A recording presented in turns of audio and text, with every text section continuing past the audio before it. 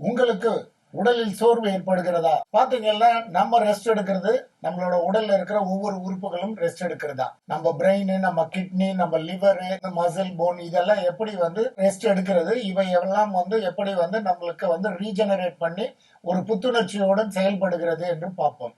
இப்ப பொதுவா ஃபர்ஸ்ட் பாத்தீங்கன்னா பிரெயின் எடுத்துக்கலாம்.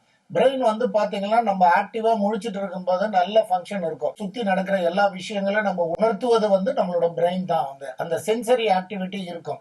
இதுவே நீங்க ரெஸ்ட் பீரியட், அதாவது தூங்கிட்டு இருக்கும்போது உங்களுக்கு பிரெயின் கொஞ்சம் அந்த சென்சரி ஆக்டிவிட்டில இருந்து விலகி கொஞ்சம் நார்மலா ரெஸ்ட் மோடுக்கு போகும்.